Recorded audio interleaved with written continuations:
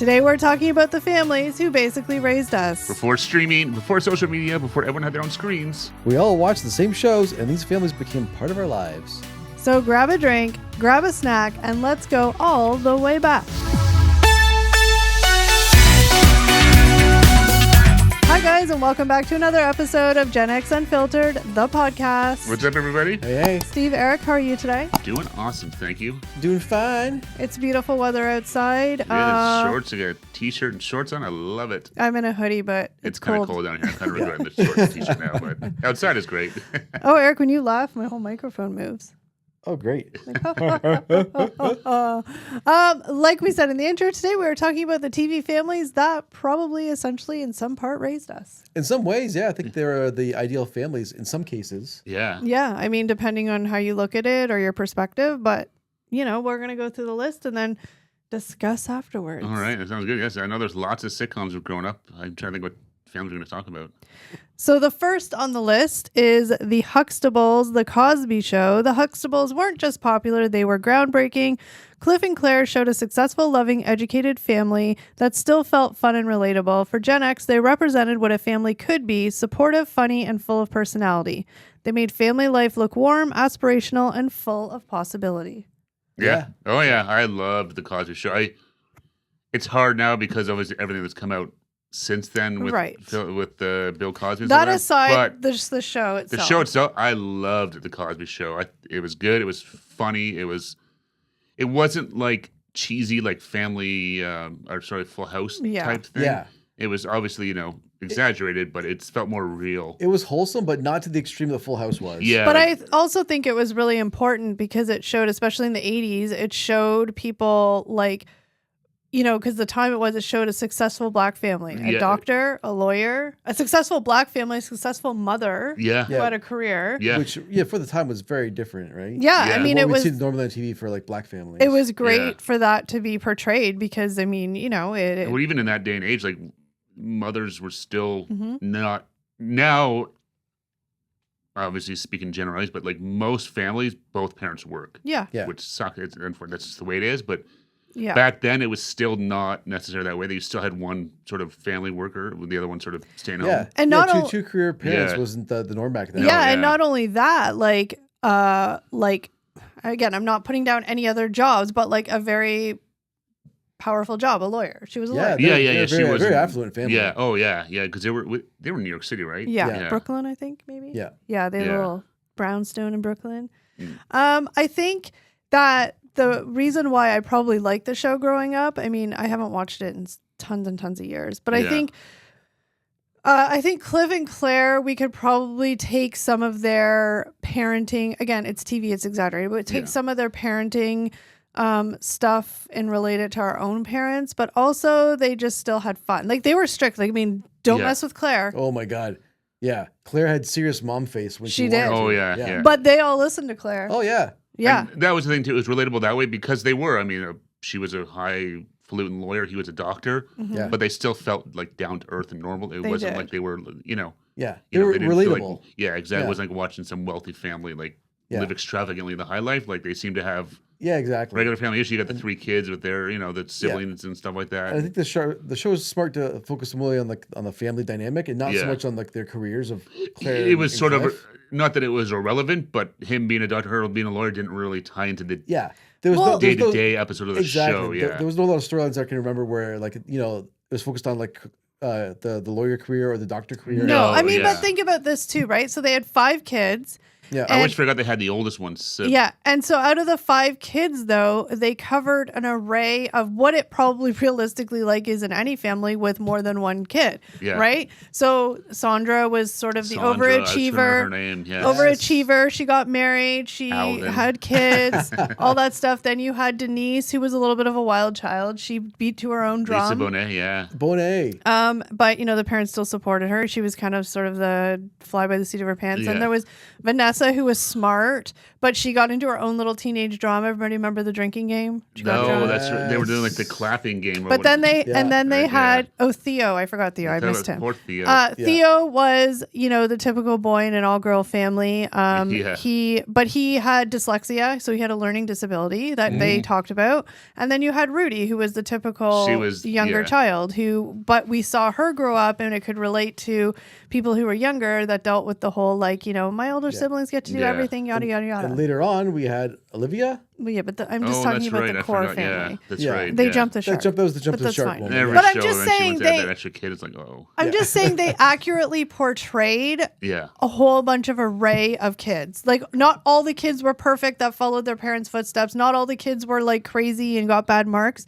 They had sort of the gamut of everybody. Oh yeah, and then you relatable. had even remember Bud. Yeah. Rudy's friend, and then what was Theo's buddy? Cockroach. Okay, but remember, we're talking about the family. No, dynamic. but I'm just saying though. But you had the friends and stuff like that no. too. Yeah, So and I think it was just good because they had the 5 kids, all different age groups. Yeah. So no matter how old you were watching that show, you could relate to one of the kids in some way. There's sort of a theme throughout the 80s, though. Like the sidekick buddies, they all had weird names. like Boners to Bone. I was just thinking of that one. That was great. Boner. So now we're gonna move to number 2, the Bundys married with children. They were the exact opposite. They were messy, sarcastic, dysfunctional, and brutally honest, and that's why Gen X loved them. They felt like a reaction to the perfect family image and showed that sometimes family life is chaotic, ridiculous, and a little bit dark. And I think that was needed because it was such an exaggeration of the opposite. Well, it was the complete antithesis of like the Cosbys or the exact opposite of Danny Tanner and whatever. But I'd love another one. I remember, and that also kind of really helped. I think kind of launch Fox too. It did. That show really helped Fox Network become relevant. I can't help whenever I think of Married with Children, I think of the Simpsons parody of it. It's so hilarious. It's something that show up in like 2 seconds, but it's hilarious. Yeah. Well, can we talk about the family dynamic? Okay, you guys are way off. We're not. If we want to do a whole, Al, let's have sex. No, Peg. That's right. He puts his hand in his pants and flush the toilet. If we want to have a whole show on Married with Children, we can. But this is the family dynamic. No, I know. But stay on topic, people. It was funny I'm because very much on topic.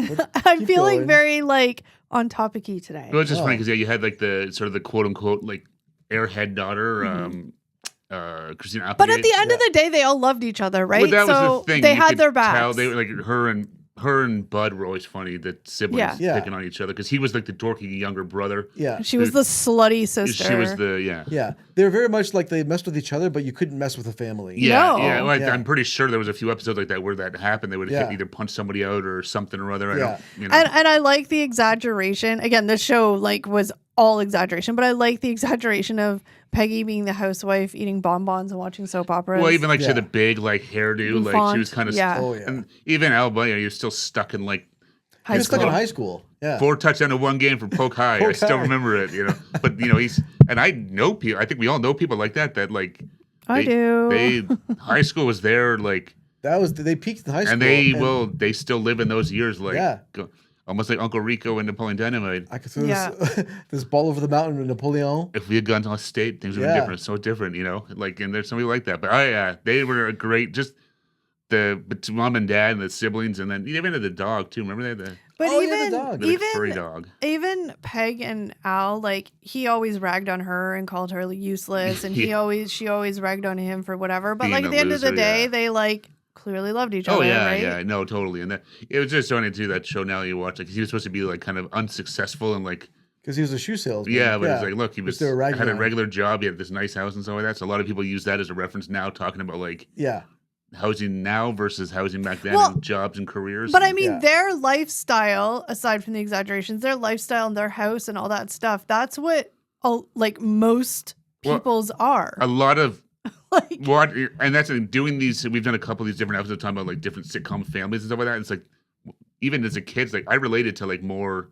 Oh yeah, not so much my dad was but just the way their house, the lifestyle. We were not living high on the hog by any means as a kid. The Huxtable house was wow, that's fantasy. And it was wow, that is a nice, really nice house they lived in. And well, because the Bundys, they had the mismatched furniture, they had the old wood paneling, their house wasn't upgraded and fancy, and that was sort of what most people growing up was. It looked like my basement, not exactly, but So, but it was a great show. I would love to go back and watch that again. I'd be curious now because I remember there was a lot of. I don't know if I could misogynist jokes. Yeah, yeah, the whole that's no terrible. ma'am and all this Yeah, stuff. no and man, the overweight club. women and stuff. Yeah. Shoe sale. Yeah. Yeah. All right, number 3, we have the Tanner family, Full House. The Tanners were comfort TV before we even had a name for it. They dealt with real life issues, loss, growing up, parenting, but always wrapped things up in a lesson and a hug. For Gen X, this was the family you turned to when you needed something safe, predictable, and heartwarming. Yeah. This show in one, like 2 words, was like syrupy sweet. This was extremely unrealistic. And I think like as a kid watching it, you're like, whatever, you don't get it. But like, I'm not going to lie. I did watch Full House back in the day, but like, I never really liked it. It was just something that was on. To me, it seemed like the difference between it, like Married with Children, stuff was geared towards more like our parents or like, whereas Full House, it was for like a kid's show. It felt like, it was. Oh, totally. You know what I mean? Yeah. So I know parents want, but it felt like it was not geared towards like 30, 40-year-old something. It was more trying to get the kids to watch exactly. it. Like the 8 to 12-year-old kind of. Yeah, because of the topic, like the dad, like Danny Tanner's hilarious because he was such a dirty comedian. R.I.P. Bob Saget. But I was shocked when I saw that, but I know. But so you watch, it was just so like you said, syrupy sweet and over the top and like simple and like everything wrapped up nicely. Everyone had their little cute catchphrases. Yeah, I mean, I'm not gonna lie. I was jealous. I'm like, oh, that'd be so fun to have all those people like your uncles living in your house or whatever, right? Like it would be fun. I want John Simmons in my house now. It'd be awesome. No, but I'm just saying. But like, office open, John. It was just even as a kid, I was like, wah, this is too cheesy. Like, come on. Or it's not even that. It's like I get they were trying to deal with like real life issues, but that show had to be such a bubblegum unicorn rainbow show that their like real life issues were like not real life issues. They dealt with some because I saw one the other day. I saw a clip. There was someone put an inappropriate laughter to it. It was a kid talking about his dad beating him. Yes, so they did touch on some topics like that. But they also like went on vacation to Hawaii, and went to the Beach Boys concert. But I'm just saying. But like for those serious topics, I mean, DJ had a eating disorder for one episode, and Stephanie got caught smoking. Like that's fine. But I'm saying most of it was like, didn't someone drive a car in the kitchen? Yeah, but most of it was just sort of like, oh, Michelle was mean to me. Okay. Yeah, a lot of it was just really cheesy. But again, it was definitely geared toward more kids. Not like But parents. I watched it religiously as a kid. Like, no, I did too. Right. Yeah, we were all right in that wheelhouse age of like 10, 11 maybe. Yeah, exactly. We really started, but... Exactly. But it was definitely geared towards us, and I watched it too. Yeah, that and like Family Matters and stuff. They were all kind of on it. It was sort of that Friday night... TGIF, yeah. All right, we're whipping through this list, guys. That's okay, though, because... Whip it good. Number 4, The Winslow's Family Matters. The Winslows started as a relatable working-class family, but became iconic thanks to Steve Urkel. Still, at its core, the show was about family, patience, and sticking together, even when your neighbor drives you completely insane. For Gen X, it mixed comedy with genuine family values. Fun fact, this is a Perfect Stranger spinoff.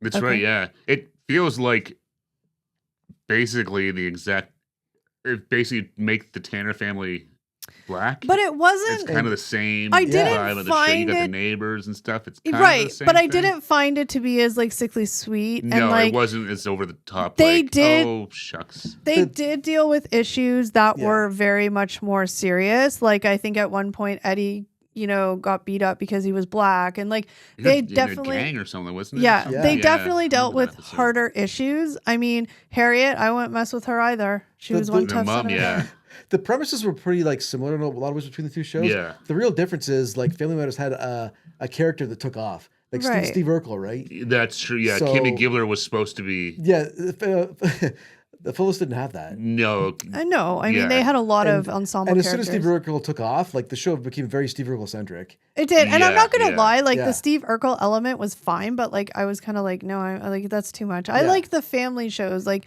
but then there's the whole thing, like they had the 3 kids, but then Judy disappeared and never. Well, then they brought in again. They brought in was it they always bring in the kids. aunt's son.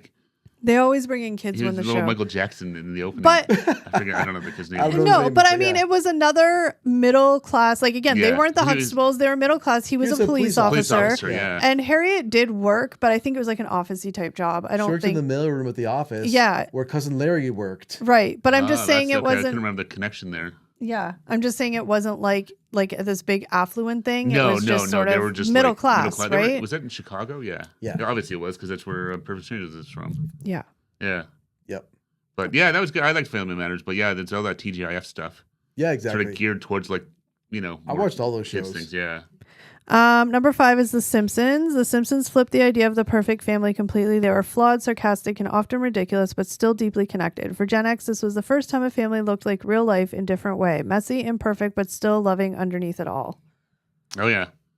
Yeah, no, I mean, the fact that that's still on TV, it blows my mind. Yeah. That they're making new episodes. But yeah, I mean, you can see that they were a great, again, Homer, just your average working class. Dad, well, I mean, I think that stay-at-home mom. I think that show, like, I mean, he was the epitome of the dad being the blue collar worker, right? Like, he was Al Bundy cartoonified. Right. Yeah. He had essentially important, not important, but easy job at the power plant. He clocked in, ate donuts, and pushed a button. Exactly. Right? And he wasn't like, he's crude a lot of times, right? Yeah. He burped, he farted, he drank. Yeah. He was overweight. And at work, he just went in, he just was there 9 to 5. Like, he was clearly not, he never really wanted to be more than what he was, this safety inspector. And again, they had 7G. They had the 3 kids where Lisa was the smarty pants, Bart was the troublemaker boy, and Maggie was just the baby. Yeah. But so they had the polar opposites of siblings. But again, a lot of people watching it could relate, being like, "Oh, that's my brother, that's my sister." Yeah. Exactly, and they could get away with a lot more because they were animated, right? Yeah. Like when Homer would choke out Bart when he get mad at him, you couldn't do that in a live action show. No, I remember that being like that was like a big thing. It was a big bit. People hated that. Really, when he choked out Bart? Oh yeah, it was like, oh my god, you can't do that. Just like the whole Bart, well, I'm an underachiever and proud of it. Like, it's like, oh, you can't. Like, this is horrible. Yeah. No, I mean a lot of that stuff. I mean, again, like they exaggerated it because they made Bart be like this stupid idiot 10-year-old kid that like was never going to go anywhere. Especially in the first couple of seasons where Bart was much more the focus of the show. Yeah. So it was really about his like hijinks of getting into whatever trouble was, and he always did throughout the entire series, but eventually became much more Homer being goofy and dumb. Marge was a stay-at-home mom, and she had to deal with these kids. and her dopey husband, and she did everything. And, it was just sort of the stereotypical, like, American family type thing. Yeah, I only say American because it's, North American family type thing, right? Yeah, absolutely. But, I mean, like, I think they did a good job portraying, especially the siblings, because complete polar opposite siblings. Well, that was always the right where Bart, the underachiever, whereas Lisa obviously was like, the smart, the teacher's pet, the smartest kid in the class. Yeah, exactly. I will say the Simpsons, like, they've been on the air for a long time, but they did a really good job, like, developing all of the characters. Mm-hmm. Yeah, Like, all the main characters have like multiple arcs, and they're really more fully fleshed out. Some of these shows, like the secondary characters, you don't really know a whole lot about them. Like, looking at like Family Matters and stuff. Like, aside from like Laura and like the son on the show, I can't really think of like anything else the other kids like were going through. Yeah, you're right. Yeah. What do you mean other kids? Like the curly haired kid, the aunt's son. Yeah, but he didn't come till like later. I mean, I want to know more about him. Where's his arc? Where's his arc? Yeah. Number 6 is The Banks Family, The Fresh Prince of Bel-Air. The Banks Family gave us something special, humor and depth, with Will Smith's character coming into the world. The show explored class identity and family dynamics in a way that really connected. For Gen X, it balanced comedy with real emotional moments that stuck with you. I mean, again, I think Fresh Prince is obviously along the lines of the Huxtables. It was a very unachievable I shouldn't say unachievable, a high obtaining lifestyle, affluent. The uncle was a lawyer. The mom, she was a stay-at-home mom. I think at some point she might have worked here and there, but she was mostly a stay-at-home mom. Again, we had the older ditzy sister, we had the middle overachiever, and then the youngest kid was kind of like a mixture of both. She had her moments, but she was also smart. And it was a black family. And it was also nice though to kind of see, because a lot of families probably had this situation where like a cousin or somebody came and lived with them because their home life wasn't great. So that was kind of nice to see portrayed. No, that was good. And it was nice to see because then you would see Will's mom show up too. So it was like clear that she was doing this to better him, because it was like, we live in an unsafe neighborhood. He got beat up on the playground. So I want to have him go somewhere safe and live with his aunt and uncle. And it just did a good job of portraying a different type of family, because not all families were 2 parents and kids. No, right? Exactly. And there's obviously it was to the extreme too, because they had Jeffrey the butler and stuff like that. I mean, it was extremely. But he fit in good. Jazzy, Jeff, like it was just, I loved Fresh Prince. But they never, they did a good job of not, like, they were super rich. They had a butler, they had fancy cars and a big house, but you didn't feel like they were like snotty or not friendly. No. That was like the whole big part of the premise, though, the juxtaposition between like the kid from the inner city and of course the rich. Well, because a lot of that, like the first couple of, couldn't even know how long it was on for, but it was very much a fish out of water start to it, and then once he, after a couple seasons, then it was a little, he always had that Philadelphia edge to him, but it was, that kind of went away a bit. He loosened Carlton up a bit, right? Because Carlton was too stuffy, but he kind of like. I feel like they all kind of loosened up over like the they seasons. kind of because he got a little more straight and narrow, and he kind of got them to early season. Like Uncle Phil feels very stuffy. It's very much my way, the highway. Yeah. And like, always throwing jazz out the window or the door. And of course, and stuff like that. Aunt Vivian, I mean, I don't know, you guys in the 80s and 90s, the mom roles were very strong characters. So good for them. Like, she put up with no grief. I'm first Aunt Vi all day long. That's right. I was going to say, because they replaced her after a couple episodes. And the thing with these mother roles that they had, like, the moms were super, like Claire and Harriet and, Danny Tanner didn't have a wife, but you know what I mean? And even Vivian, even Aunt Viv, I mean, they were hard ass. Like, the kids were, quote unquote, scared of them. They didn't want to turn. But at the same time, they were the most motherly, loving, giving the advice type thing. Oh, yeah. So, like, they were just very great characters.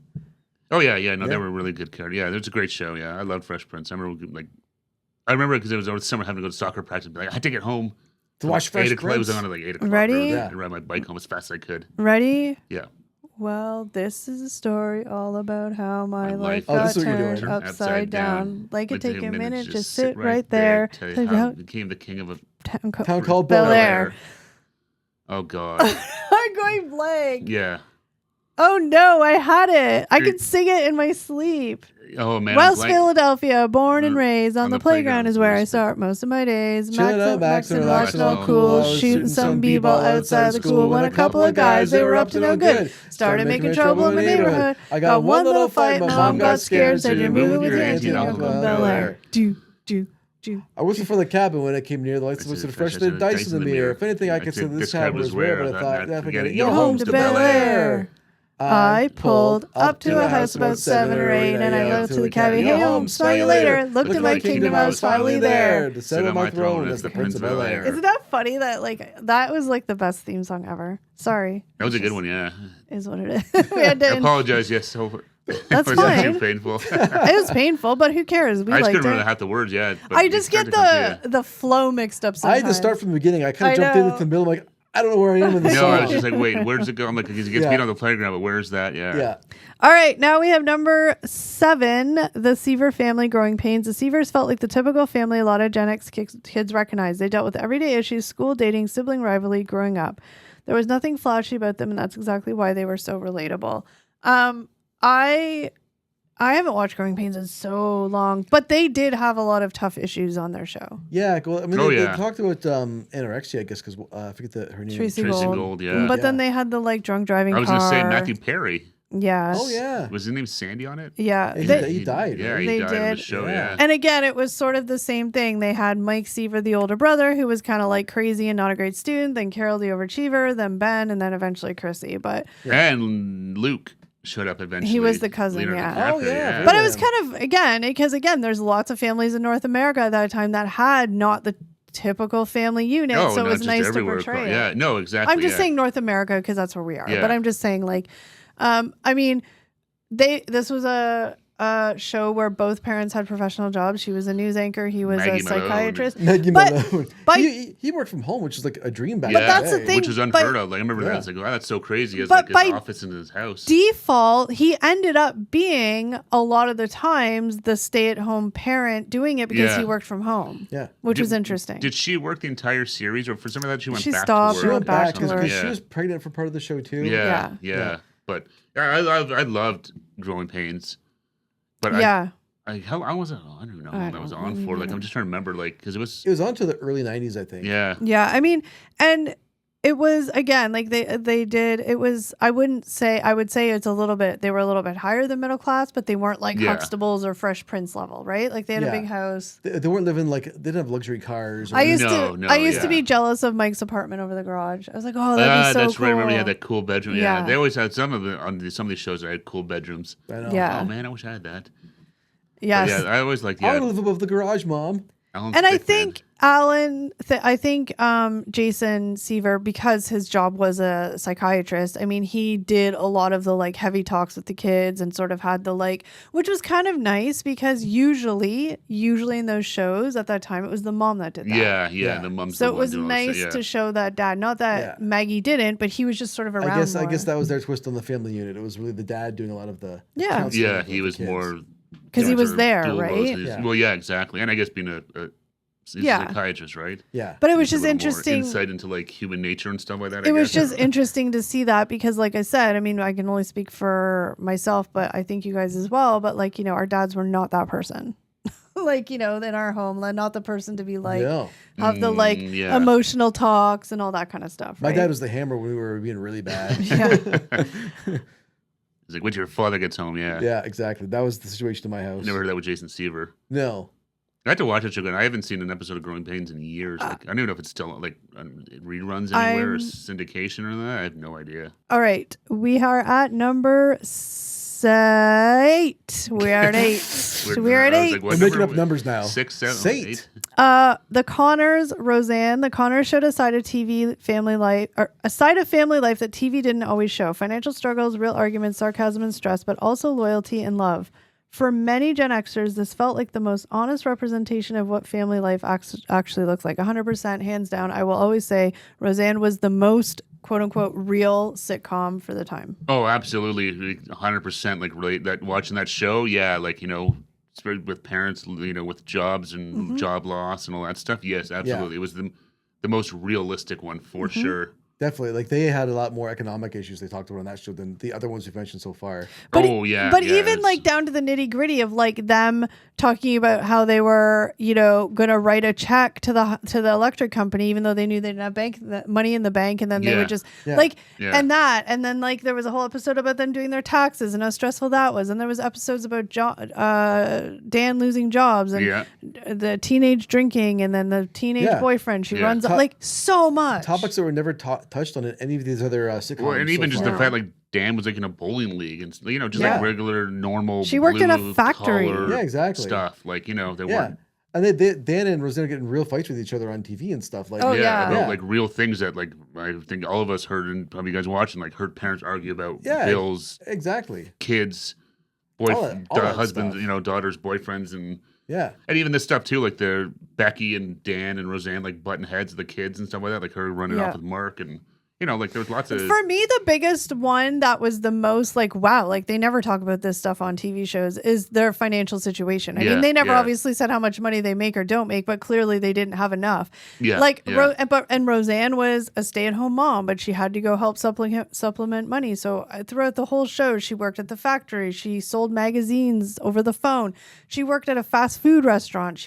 Then they ended up opening their own luncheon thing. But she worked everything, but even the episodes where she worked at the fast food joint, it was the struggles of her having a 16-year-old boss trying to tell her what to do, right? Like that was that stuff too. But that's realistic. Like she did what she had to do for her family, but then dealing with the, hands down, I will say it's probably one of the greatest sitcoms of all time. It was really good, and I've seen it on TV since then, and it still holds up, and it's just so relatable. Yep. And the comedy too. I mean, it was funny. It was a funny show too. But it was rooted in reality, which made it. And even their wardrobes on the show. Yeah. Yeah. It was the equivalent, again, we're in Canada, but the equivalent of us, we bought that at Byway back in the day. Yeah. Right? And I'm not knocking that. But I'm saying, they weren't struggling, but wearing, high fancy designer clothes. Yeah. Even the homemade blanket on their couch. That's what I was going to say, that blanket. I think everyone had one of those blankets. I don't know if they crocheted or knitted or whatever it was, but even that pattern and colors. And everyone had one we of all those. Identify with. Yeah. And their couch and the mismatched decor and the old kitchen table set that they had. That was it was a vibe. And I mean, I know Roseanne created that show. Yeah. Or helped create it or produce it or whatever, but I will stand down and say that it's one of the greatest sitcoms of all time. That is the most realistic, and it still holds true. Obviously, time difference, but the same struggles will never go away. Yeah, absolutely. It was definitely, like I said, it was all rooted in reality, which was why it was just so much, so much more relatable than I think anything on but this then list so even far. like the extension of like having Jackie the aunt and the relationship with that because she was the younger sister, but then also they had Roseanne's mom and Dan didn't get along with, like, it was just so real. Yeah. No, exactly. That's what I'm saying. Like it did a really good job of portraying like middle America. Yeah. Like really, like in reality, like you said, you had the struggles between daughters and sons and family members and all that stuff, Yeah. Daughters, yes, sons, whatever. Yeah. You got the words mixed up. Yeah. No, I mean, have your opinion of what you want about Roseanne, but it was a great show. Yeah. I mean, just sort of a few of these on the list where you're just sort of separating the TV up show to your from own. Yeah, the artist from the art. It's up to your own determination to decide if you support them or not. I mean, we're not here to talk about that. But, no, we're just talking about the TV shows in general, not. Number 9 is the Keaton family ties. The Keatons captured a generational shift. Parents from the 60s raising kids in the 80s. Especially Alex Keaton, played by Michael J. Fox. For Gen X, it reflected changing values, identity, and the push-pull between generations. This show actually was really good at that. At the time, I didn't get that. Yeah, no, that's the thing. We were a little young to kind of, I think, grasp on those, like the Republican versus Democrat type thing. Yeah, exactly. But no, it did a really good job of sort of hippie parents raising the son that is clearly a Republican. A young Republican, yeah. Yeah. So, I mean, and at the time, like a lot of but then again, we'll just talk about, they had the overachieving son. They had the like kind of dumb, popular daughter. And then they had the overachieving daughter. And then, of course, they had like the kid, like every sitcom show did. They eventually introduced the. I mean, even Roseanne did that. It's just stupid. But yeah. Well, I mean, and eventually, these shows go on, you need that. Yeah. A little fresh, the storylines eventually at some point, it's like, we need a little extra here, so throw in let's have a new kid. Yeah. But I never really, I haven't watched the Family Ties in a very long time, but now thinking back to it, I mean, I didn't realize some of the real issues that were like in the No, because it was like for us, we were too young, later Gen X, sort of towards the tail end of it. So I remember watching it, but not being on there because we were like 7, 8. Oh, we were really young for that shit. Yeah, the clip I always see online still is the Tom Hanks clip. Yeah, the whole drunk and he pushes out like, what are you doing, Arnold? Yeah.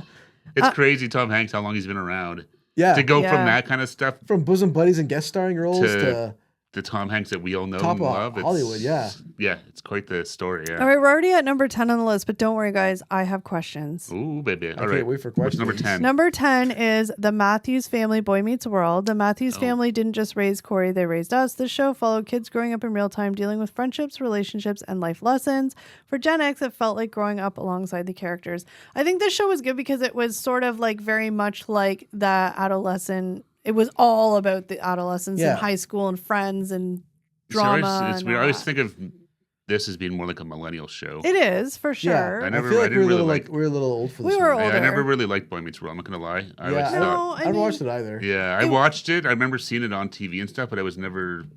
No, it wasn't my favorite, but we're just sort of here to talk about. He was the lesser Savage brother. Oh, absolutely. Yeah, but I mean, it did a good job. No, but it did a good job of teen romance and this and all the all the teen drama shit. Oh yeah, because did they get married? Yeah, they got married. They did, right? She got pregnant. They got pregnant before they were married, so they got married. Scandalous. Oh, controversy on TJF. No, but I mean, what did Mr. Feeney say? I think that no, it was just like I said, I watched it, but I mean, it wasn't. I was older when I watched it. They kind of had. I remember like. I couldn't tell you what their jobs were or anything. No, I just remember the dad was sort of like the cool dad. Yeah. Like he was sort of like understanding. Nothing ever bothered him. Like, hey, that's cool, man. Like back in my day, we did this. So it's, everything's going to be just fine. Don't worry about it. That's what I remember of it. Yeah. But I mean, I don't think he was that over the. I mean, he was the more like, I mean, like I said, I couldn't even tell you what the dad's job was. Was he a sports writer or something? I can't remember. Doesn't matter. But sure. As far as tell me that, yeah. Like the mom, again, it was the underachiever older brother. Then there was Corey, and then they had the younger daughter. The dorky older, not dorky older, but like the. He was the goofy. He was like the wish version of Joey Lawrence. Yeah. Whoa. Yeah. Kind of that same. Yeah. Same idea. Dumb, but that's our goofy. list. We were successful in not spending 37 hours to go through that list because we don't want to make it it's painful. always good. I was like looking back on all these shows. I forget sometimes. I I want to go back and watch some of these again. I'd like to go back and watch a couple of episodes of Married Children. I want to watch Roseanne again. I used to have them on DVD. But I see him popping up a lot. Bud Bundy, David Faustino. He's popped up on my TikTok. I don't know if he's doing some sort of podcast rewatch or something or other. Oh, I'm sure Smart he too. is. Something like that. There's a lot of I've those seen now. him pop up on my TikTok or Instagram a few times. Yeah. I have questions though. I have no answers. Which sitcom family? We're just gonna stick to the list, okay? Yeah. Out of the list, which sitcom family felt the most like your own? For me, 100% would be the Connors. Yeah, Yeah, it's Roseanne 100%. for sure. Yeah. The 80s and early 90s were rough, folks. Mm-hmm. Yeah. For me, it was Fresh Prince. Yeah. I remember you had to go live with your aunt and uncle for a stint. I got in a fight once, and I had to move away for a while. It was a whole thing. Yeah, for me, it's definitely the Connors. I mean, were we that but definitely just the vibe of it. Like there was years where all my parents did was, I'm sure, Bicker, stress fight. and fight Yeah. about how they were going to pay the hydro bill or whatever the case may be. No, Yeah, yes, yeah. I remember It's hearing lots of reality. those fights, being downstairs, hearing them upstairs yelling. And My mom had to go yeah. back to work. My dad lost jobs. Like one time my dad delivered pizza because he had to make money. So Yeah, for sure. that's sort of what. Yeah, it's what you do. You just get out there and do what you got to do. Yep. Yeah. Is that the same for you? I think so, just based on kind of like the parent dynamic. Like my parents, like any Yeah. parents, they fought, they bickered.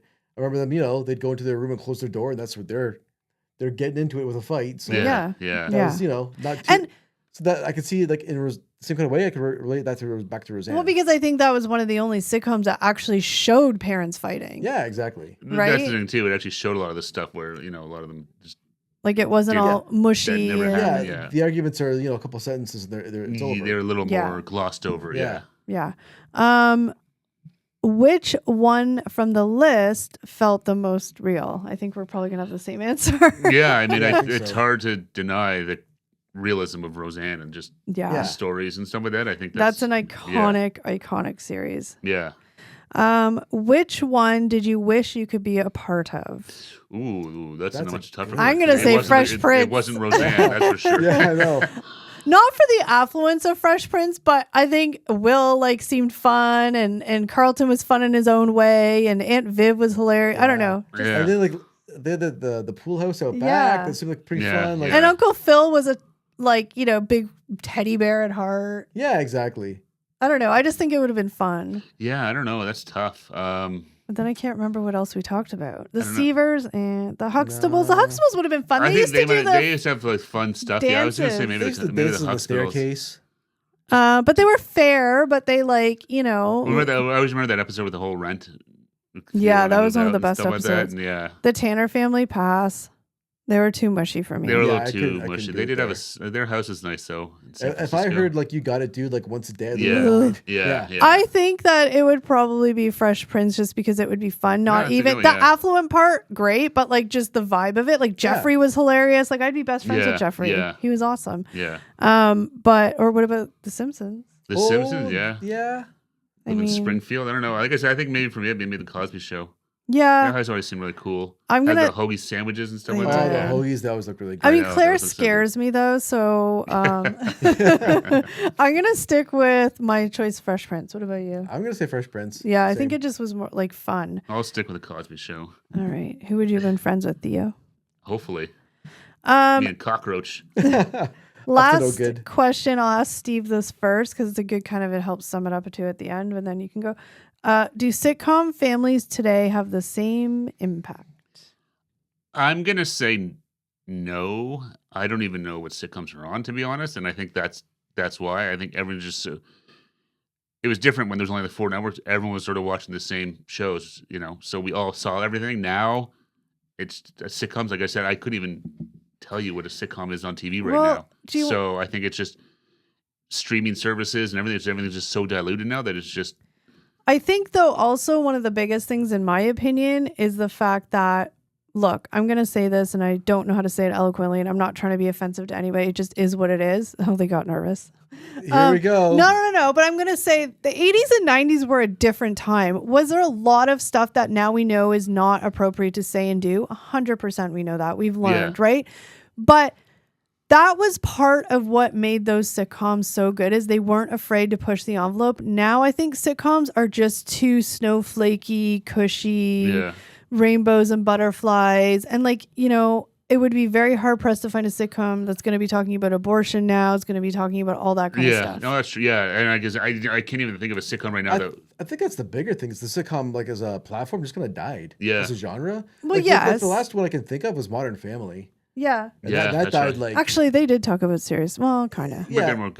But no, okay, yeah, I forgot about Modern Family, but but that's probably maybe the last one. Of course, time changes, and so things like sitcoms aren't the thing anymore. Well, but I'm just saying. But I also think, like, I think we can agree, or not agree, but I think there is some validity to maybe what I'm saying in the fact that I just think it doesn't work as well now because we can't do as much now. Or say as much now. Maybe. I know you're getting at, like, obviously comedy has changed, but I don't know if that's necessary. I mean, there is part of that where you got to watch what you say and things that you can say then. I think genres are cyclical. Like, in the 50s, like, Westerns were huge, right? And they died, right? I think now it's just more like reality-based TV. Yeah, exactly. Okay, but let's just... the new sitcom. Yeah. Right, but let's just sort of look at it from a different angle. Let's just assume there were sitcoms. That's sort of what I'm getting at. Like, would they have the same impact if there were still...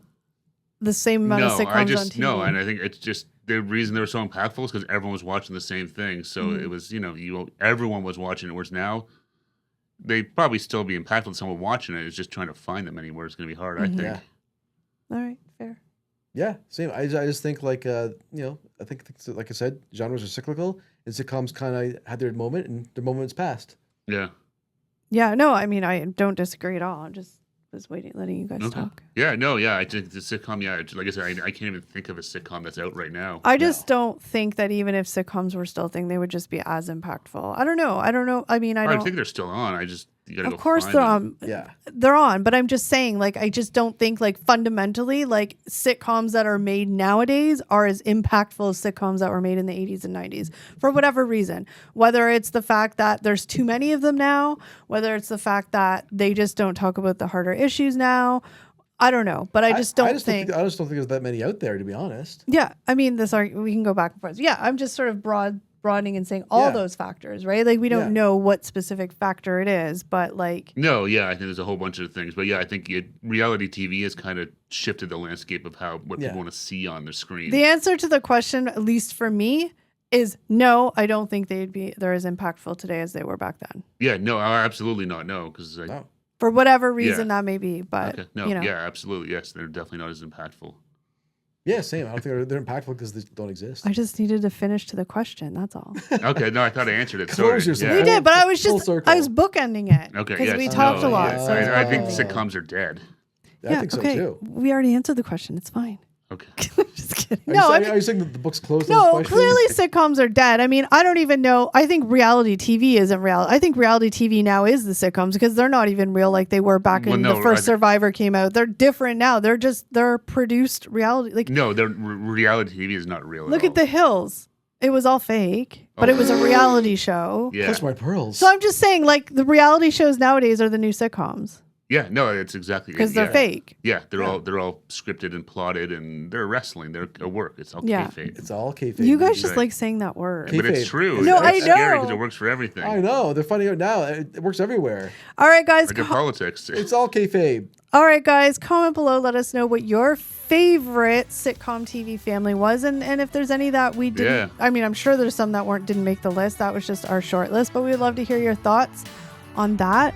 But that is it for today's podcast. We thank you all so very much for joining us, and we will see you in the next one. Bye, guys.